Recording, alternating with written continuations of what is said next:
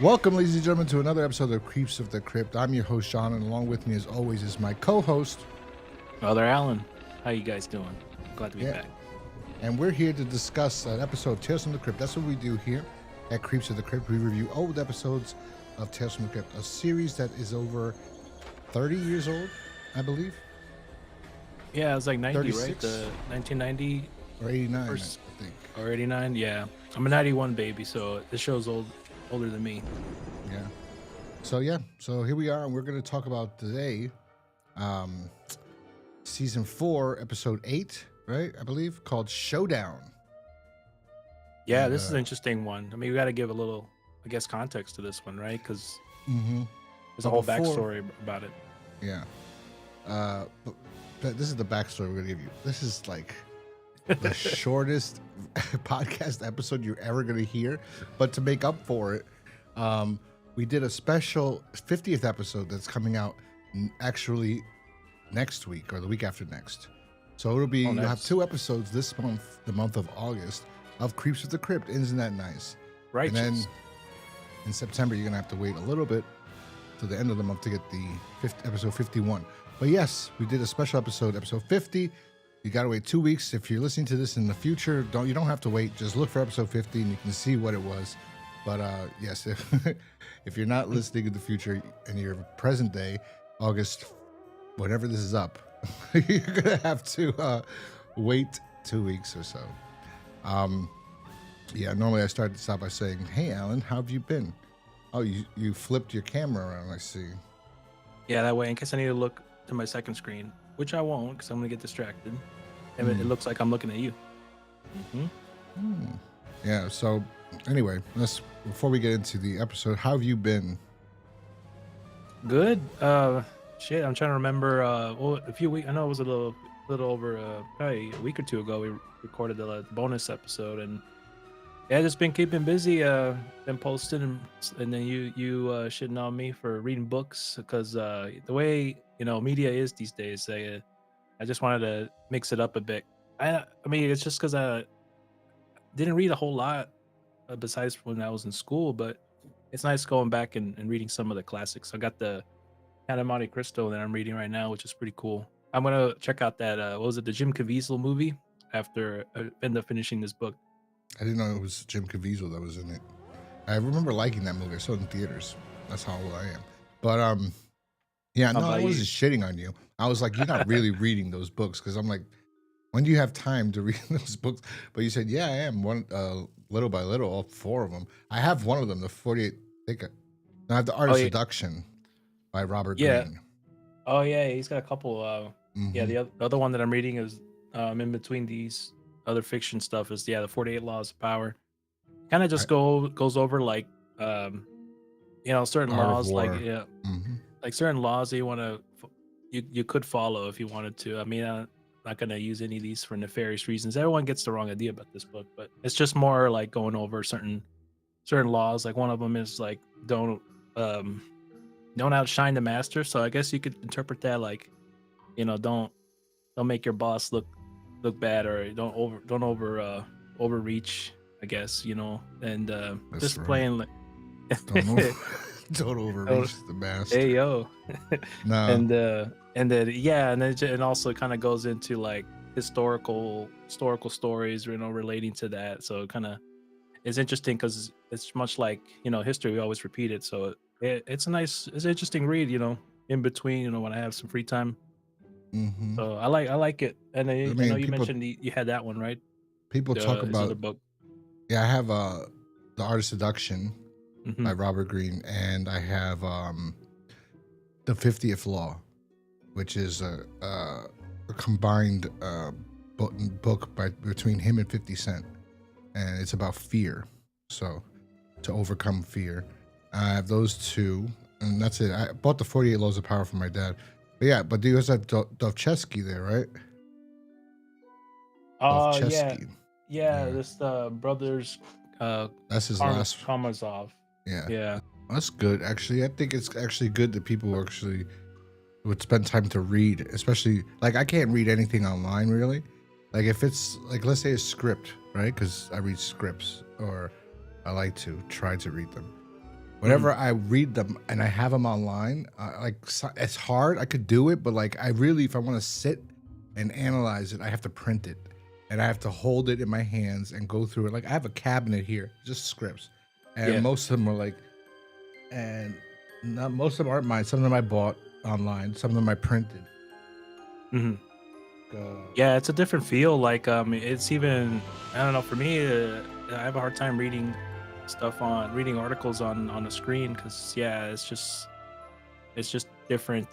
Just read it on a physical piece of paper or a book. So like this script right here.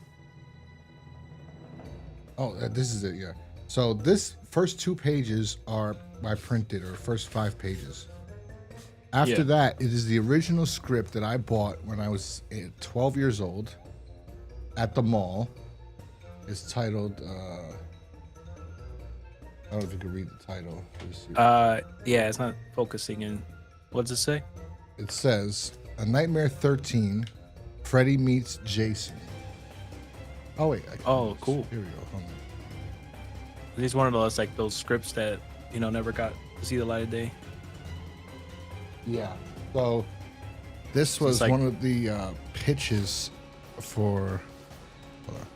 It's like an early precursor almost to like Freddy vs. Jason. Right? Yeah, these were the pitch scripts. So actually, exactly 5 pages. The first 5 pages I printed because I lost this original 5 pages. Everything else is the original from when I was a kid. Yeah. I bought. And like I would highlight, like I was highlighting, like, oh, this is a cool scene. So this is actually very interesting. And I know this is how I could prove it. I've said this for the Freddy versus, my Nightmare on Elm Street reaction videos that nobody watches. Over here, there's a page that you cannot get online. So I will show you. And there's a dream sequence where Freddy Krueger rides along in a Freddy mobile. And the writer actually drew out in the script what the Freddy mobile would look like. And it looks like this. Freddy mobile. Damn. Yeah. What year was the script written, does it say? 90-something. 90-something? Yeah.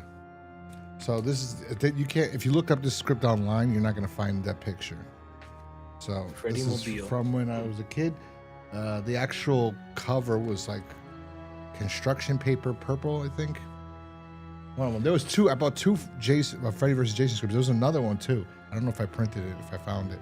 That was totally different, and I could never get past like the first 2 pages because it was about the way the writer described it was like gothic settings and all this stuff. But anyway, yeah, I was talking about scripts. It's good. It actually, your brain starts moving when you get older. It's better to read things instead of watching TV all the freaking time. And that happened with me when I was trying to learn Italian. I noticed like, oh wow, I'm thinking like faster or like more clearly than I was originally. It was weird. It's hard to explain. Was that a Freddy mobile supposed to be in like New Nightmare, or is that unrelated? I looked it up and the photo I found on Wikipedia looked kind of similar. Let me see. It's got his claws on the front bumper, and I don't know. They mentioned there's no claws on the front bumper. Here, I'll send you the link. I don't know if it's gonna mess anything up. There's teeth on the front bumper. Oh, it must be different. Maybe they took the idea from that. Yeah, that's not it. No. It mentioned something that New Nightmare is supposed to appear in like New Nightmare. Oh, interesting. No. Well, there was a Freddy mobile in the first Nightmare on Elm Street. When they go in the car in Glenn's car at the end, Johnny Depp, and all of a sudden, like the door's locked and the hatch falls in, and it's Freddy's sweater colors that are on the roof of the car. Oh, okay, yeah. Yeah. Anyway, let's get into this episode titled Showdown. It was written by a great writer. I have a script of his over here, The Walking Dead as well. Showdown, which aired August 1st, 1992. The episode was written by Frank Darabont and directed by Richard Donner, the same powerhouse behind the pairing of the ventriloquist dummy from last season. So they both worked together on that episode, and now Frank Darabont comes along and writes this one. Yeah, which people, if don't know off your head, yeah, he was like kind of the early showrunner, right, for The Walking Dead, or No, back he when it was started. he created the show basically. Like I know Oh, Robert Kirkman is the creator of the comic, but the show was for the show, it yeah. was Frank Darabont.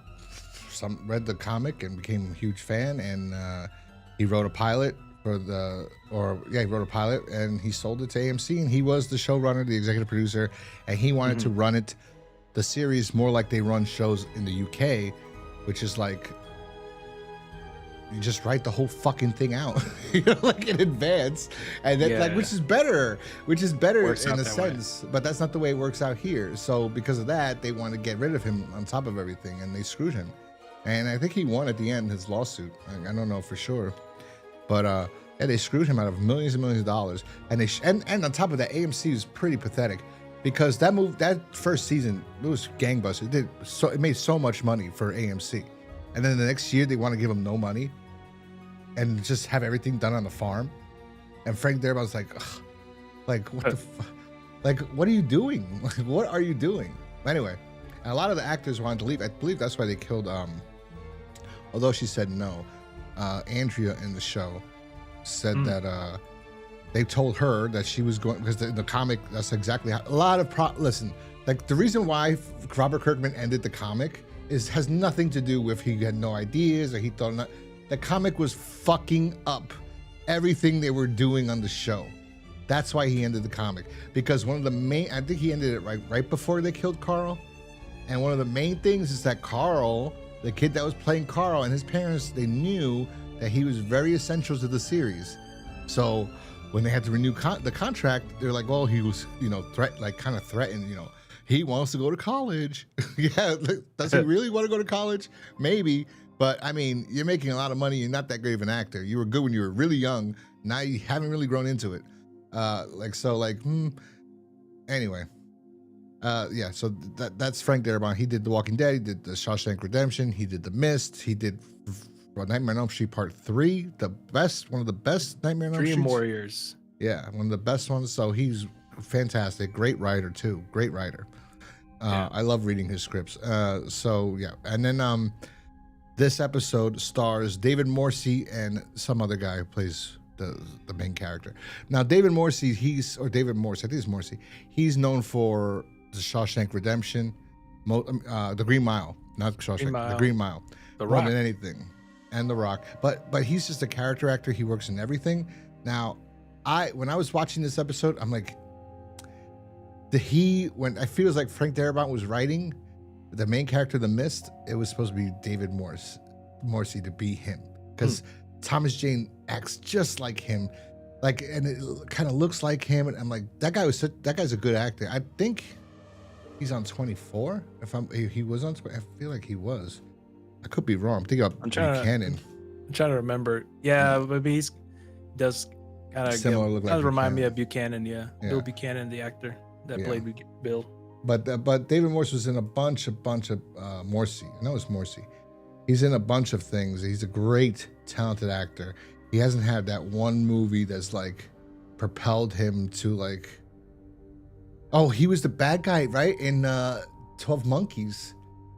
He's the one that releases or he's assumed to. Is he the one that actually does it? No, because Brad Pitt does it. So yeah, spoiler. So he in 12 Monkeys, he's presumed to be the bad guy that releases the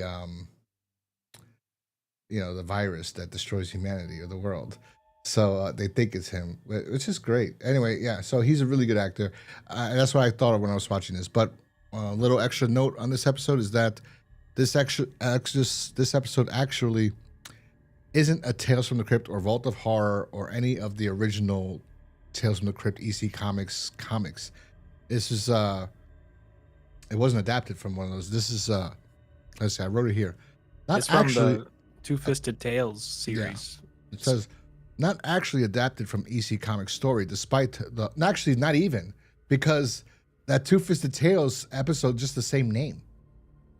It's it has nothing to do with it's the same name, but the actual comic is kind of different. How it's set in the West, but it's different story.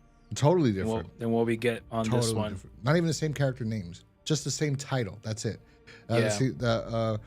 I wrote it down here. If it only shares the title with Two Fifth's Tales at number 37, the EC title was a war anthology. No Western horror plots like this. And the other it's a bit actor of both. was his, how do you pronounce his last name? Neil Giuntoli. I almost say Giuntoli. There we go. Giuntoli. Go like. And yeah, I never heard of this guy, so I'm not too familiar with. You know what's funny is that I was looking at his IMDb and I'm like, wow, it looked like he was starting to do something and something happened.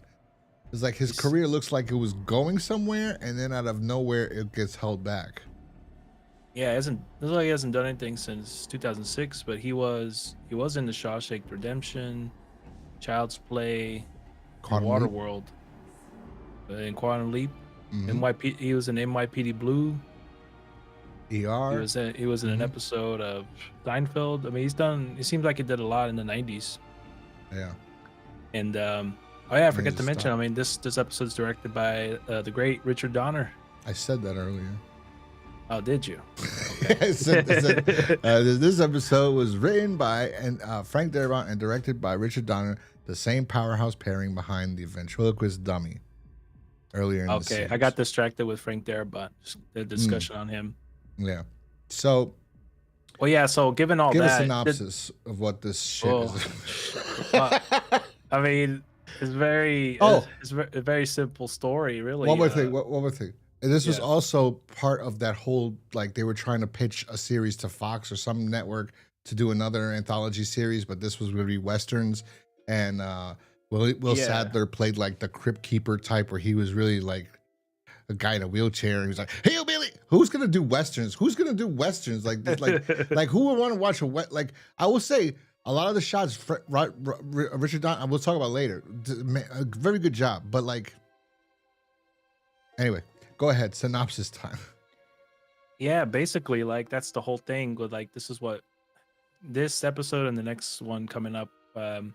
It kind of doesn't feel like Tales from the Crypt. I mean, exactly what it is, because it's these are two stories along with Yellow that were supposed to be a part of like this pitch for the TV movie, right? The Two-Fisted Tales that was trying to spin off or pitch to like an anthology series, but it never happened. And I guess I can see why in a way, because this is the episode we get. So what's this guy's name? Neil Giuntoli plays Billy Quintain, and he kind of is like starts off like on the run, and then I guess kills a guy that he was riding with, and then just goes into this kind of empty western town, and then gets confronted by David Morse, who plays like I think he was a bounty hunter, a ranger, I think, and he ends up killing him, and the little duel they had, and he goes into the saloon, and he meets this guy that I guess is pitching some kind of elixir, and he starts seeing he drinks that, and then he starts seeing people that he killed previously. And I don't know if you want me to spoil it, but it's kind of, I mean, it just turns out that I guess he was dead the whole time, and then it kind of near the end, it's just you see people coming in from coming in to like view this old saloon like a tourist attraction, and then he's just beside himself thinking like, I guess I didn't realize he was dead, and then he ends up getting killed by I guess everybody else that he's killed. It's a very straightforward story. It's just there's not much meat on the bone for this episode. That's why it kind of stands out as like not really a Tales from the Crypt episode. It's kind of like one of these, it was just rejected, like a rejected piece of work that they just kind of plopped in between this season of Tales from the Crypt, season 4. Yeah, it's see, this is the shots I was talking about. This is fantastic, and the way they incorporated into the episode where you're seeing like these horses running, you don't know why until you get to the very end, and then you're like, oh. And it is an interesting enough ghost story in the sense that it was stolen, this idea, but this idea has been told before, kind of, but but I don't know how well. But like, it's that.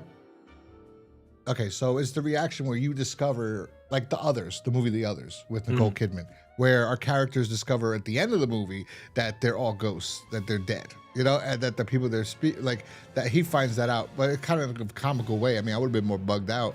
There's a moment where he's in here after he discovers that these people are all these people he's killed are in this bar with him, and they're all confronting him, and he's all like, "Holy shit!"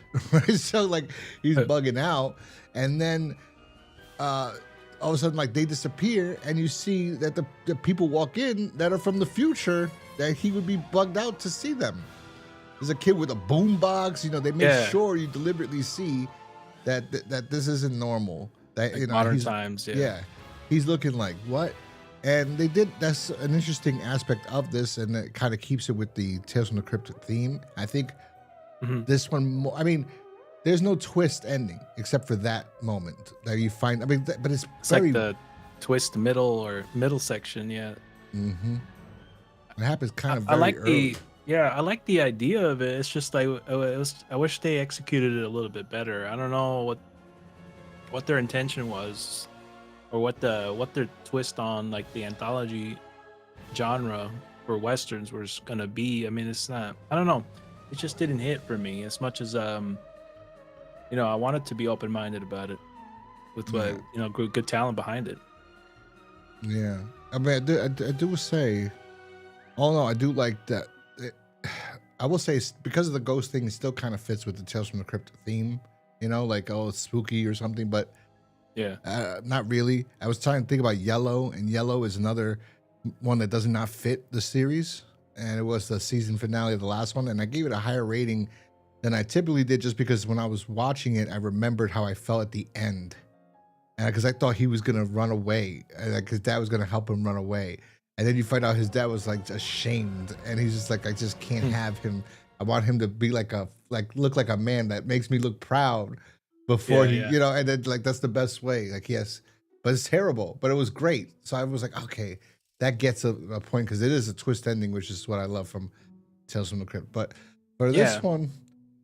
This ending it happens in the middle, kind of, and then it's just like he talks to the guy, one of the guys that killed him, because he says, you don't remember what happened after he was outlaw. This guy was a bounty or sheriff, kind of like a bounty hunter, finds him, tracks him down. They have a standoff. He kills him. He doesn't remember that he also got shot. Even though he killed him, he got shot. He dies. Oh no, the town. After he killed him, the town, they were loaded with people, and they were all waiting for him with guns. They took him out. Like, pretty badass, honestly. It was a cool scene. Yeah.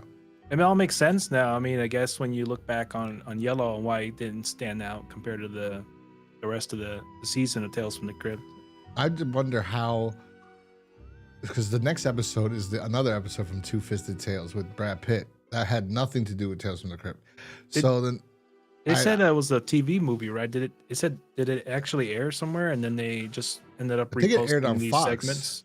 I think it aired on I remember Fox. reading something that it did air. There's a poster for, like, a Japanese poster of it, but since it didn't like go anywhere for the series, they just like plopped them in this season, these two stories, and then I think it was the last season.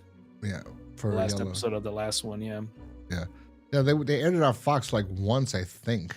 And then they were like, because there are clips of the Bill Sadler character, and there's a whole thing of it. It was like a pilot movie thing, whatever.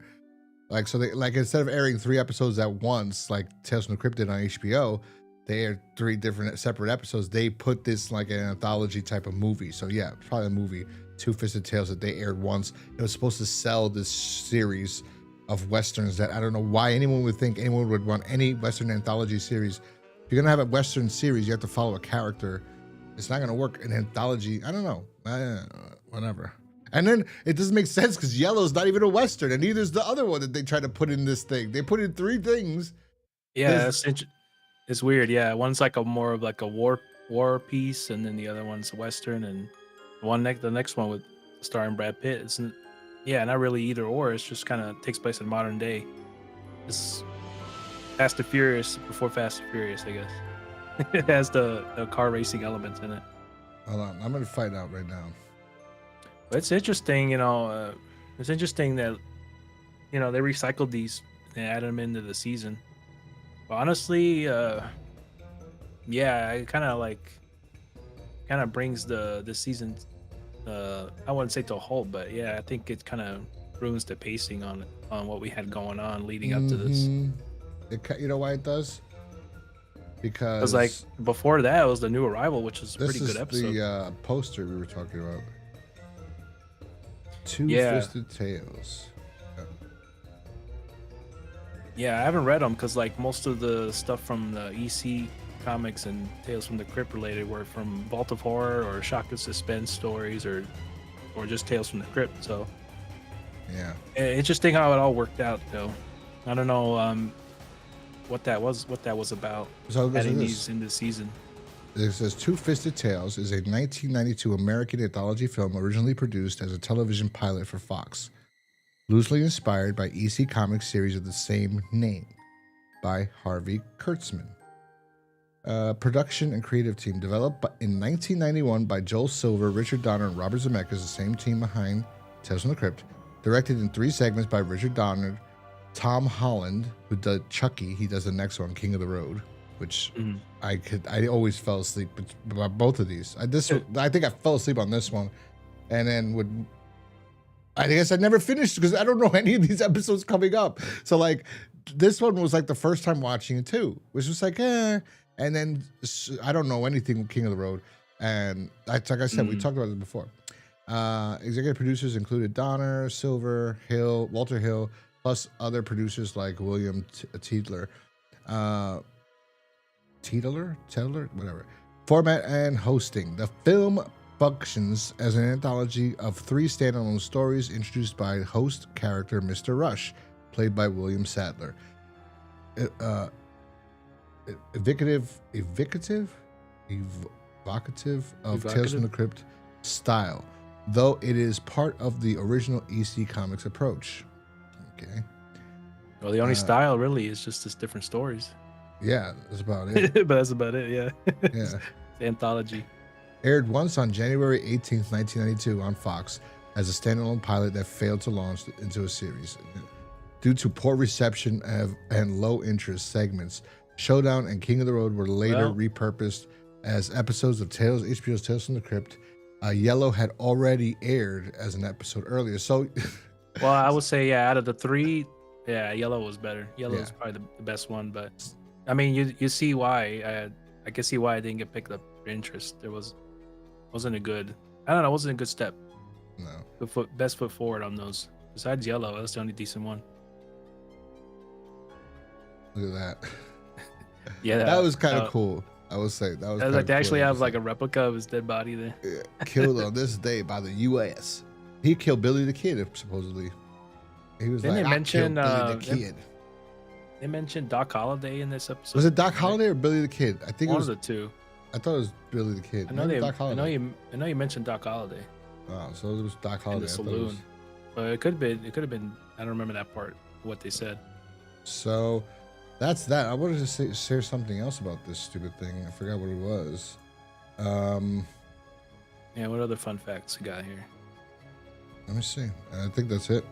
There was something I wanted to say though. I've had something ready. Did they film Back to the Future 3 here?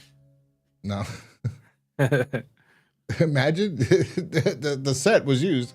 They don't have any information. Let me see. Yeah, there's not a whole lot about it besides, yeah, it was just a kind of a recycled segment from a movie that they just put in this season. Okay, let me see. The Two Fisted Tales branding is mostly cosmetic. Aside from a few title cards and comic cover montages, only one of the 3 segments, Yellow, is based on an actual EC comic story. The other 2, Showdown and King of the Road, are entirely original tales, though Showdown does share a title with the EC comic story. Yeah. I mean, you could tell that they was the Crypt Keeper segment a part of the Two Fisted Tale? No. You could tell in a way, because like even his monologue before and after, it wasn't even that great. It's just like, hey, this is the episode. I call this Prairie Poison Showdown. I'm like, sheesh.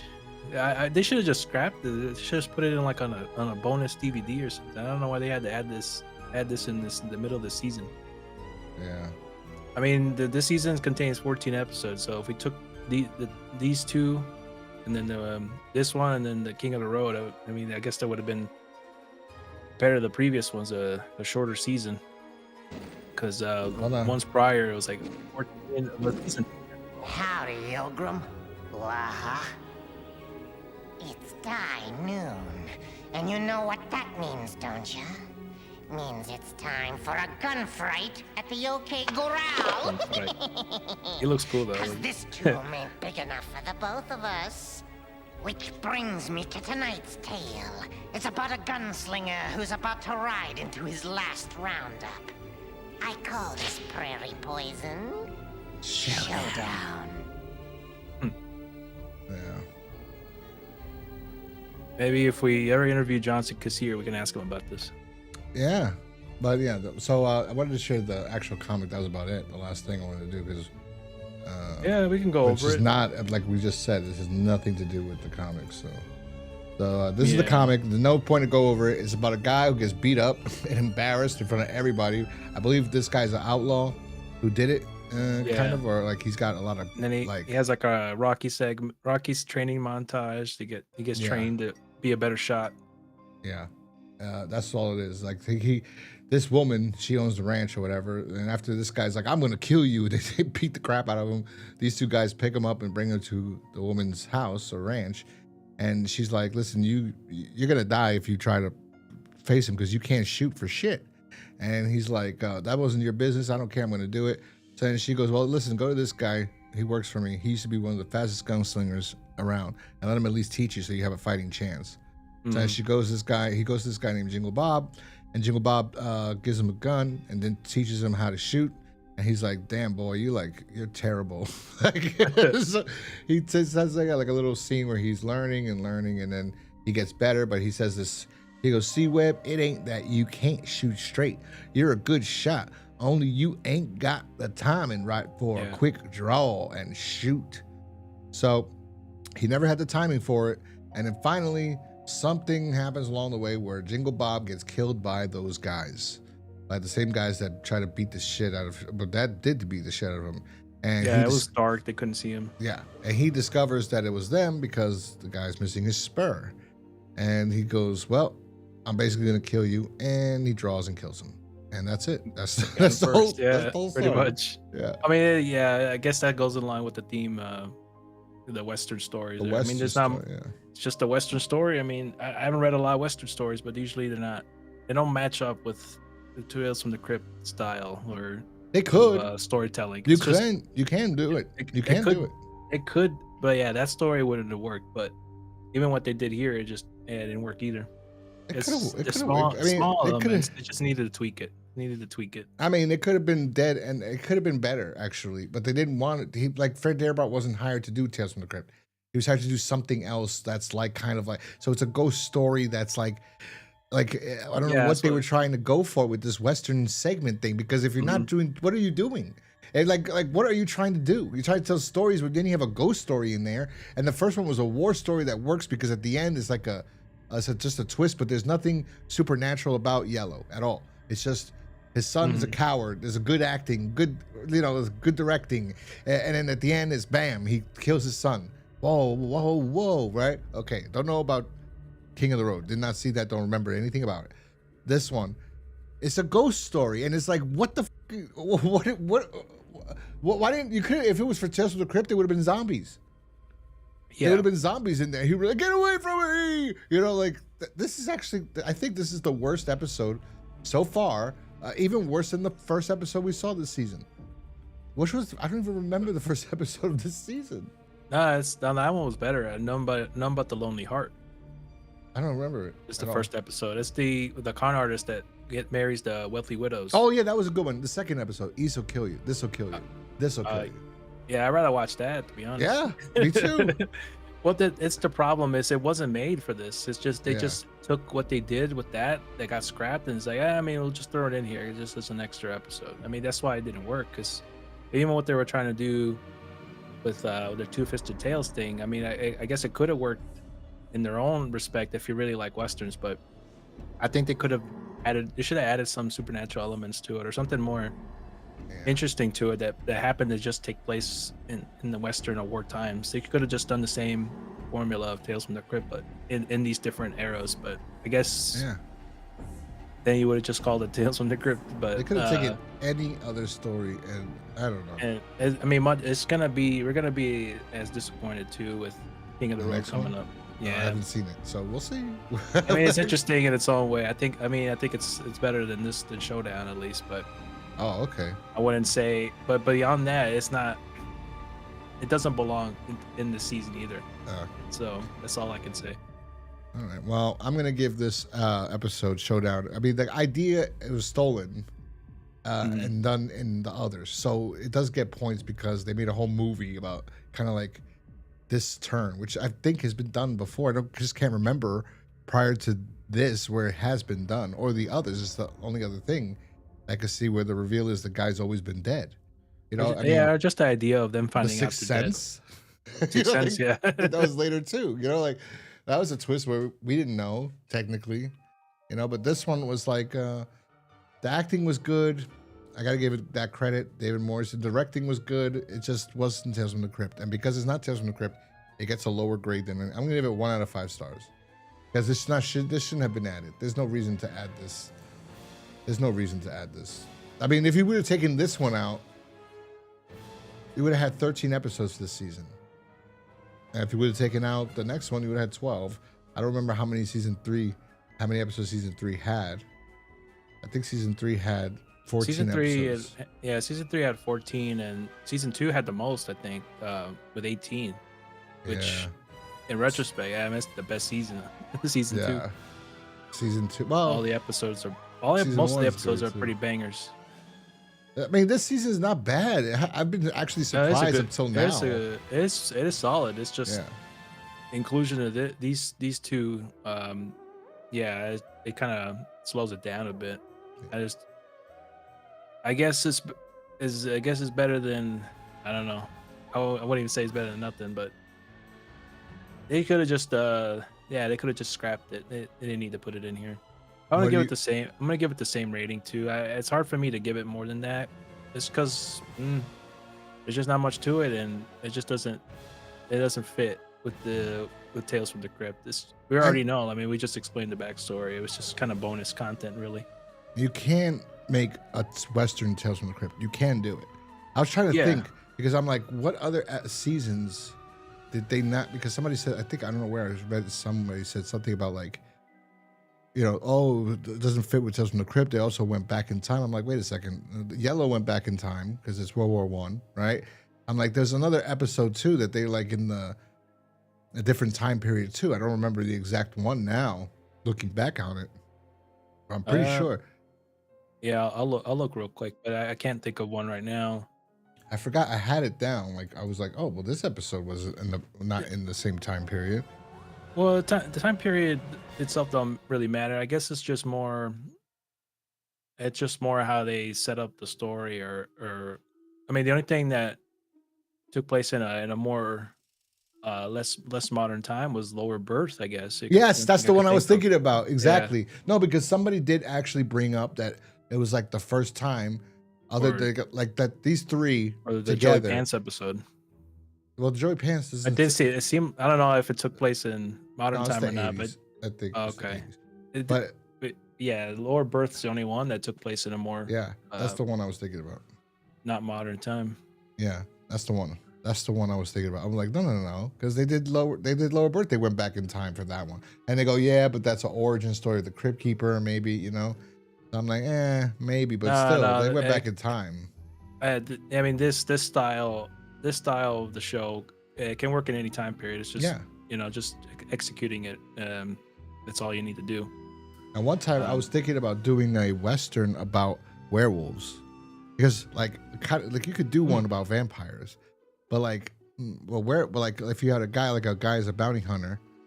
Like the original Django, not fucking Tarantino's Django. Okay, sorry. The original Django comes into town with the casket behind him. All right, and the town is like it looks terrible because it was supposed to be snow, right? That's what the Sergio Leone wanted. He wanted a snow setting, but there was no snow.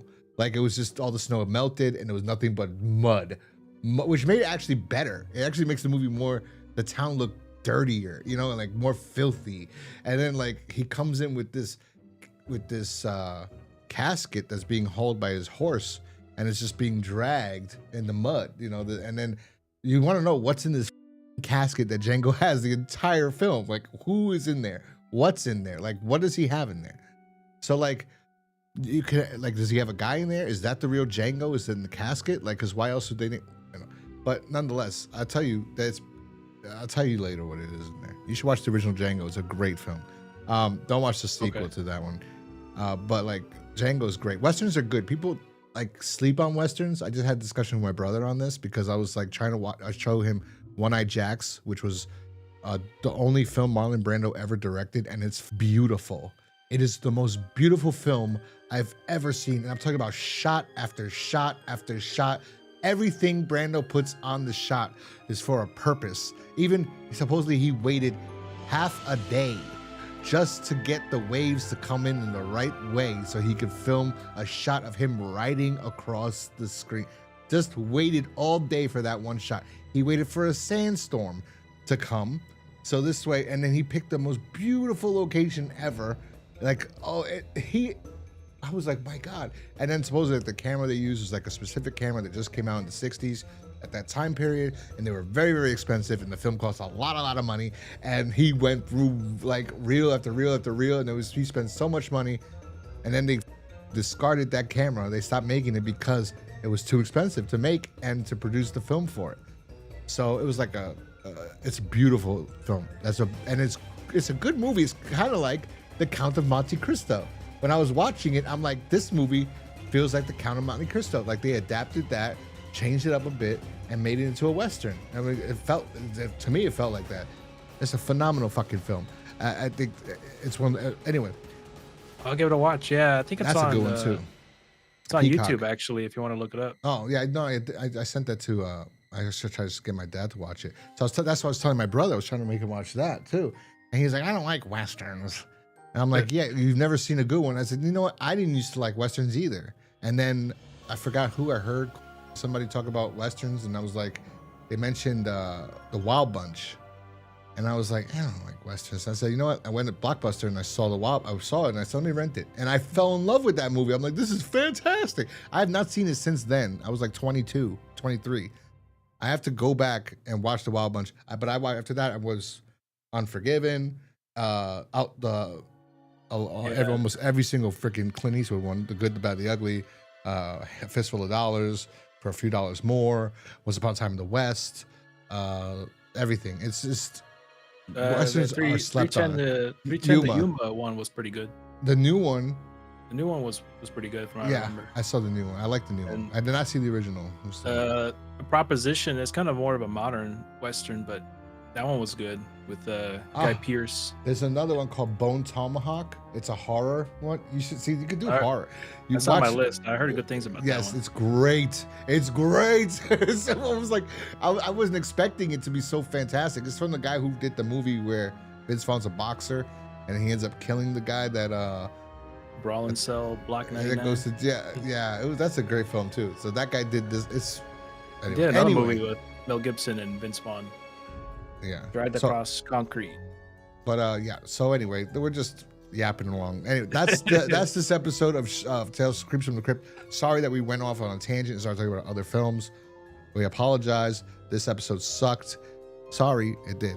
So we want to call it audible and maybe do a 2-for-1 next time, because we can go over a little bit of the King of the Road. I have not seen it, so how can I go over it?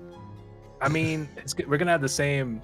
I mean, not now, but like when the next one we record, we could do a quick overview. Yeah, we'll do 2-for-1 because you think it's gonna be as short as this. It's gonna be this. We're gonna have the same discussion or reaction to it like Showdown. I have a feeling about it. I think we should include the next one too after this, the Maniac at Large, which I think, from what I remembered, I think we'll have more of a interesting discussion than King of the Road. Yeah, it's up to you. If you want to just cover King of the Road in the next one, we could do that, or we could do 2-for-1 on the next one. We'll see, because we got a while to the next one, because we got the special coming up, so we're lucky. Oh, that's right. Yeah. Yeah. So anyway, That's it for this episode of Creeps from the Crypt. If you want, so anyway, that's this episode of Creeps from the Crypt. If you want to follow us, you can follow us on X at Creeps of Crypt, even though I never use it. You can follow us on YouTube, Rumble, or else, I don't know, everywhere else. BitChute. I haven't uploaded to that other site. I forgot what it's called, Odyssey, in such a long time, and I'm not going to. People use it, so I have not uploaded on there. You can find us on iTunes, Spotify, iHeartRadio, Amazon, anywhere. That's that. Or you can follow us on X at Ghost Crusaders TV. I use that one a lot. So, and that's also how you find the podcast on YouTube. Go to Ghost Crusaders TV on YouTube. iTunes, Spotify. Are we on Podbean still? Yes, we're still on Podbean as well, and a bunch of other ones too. Yeah. So that's that, ladies and gentlemen. We will talk to you guys next time where will we see you for the 50th episode, our 50th episode of Creeps of the Crypt. It's a special one. You'll see. Anyway, we'll talk to you guys next time. Peace.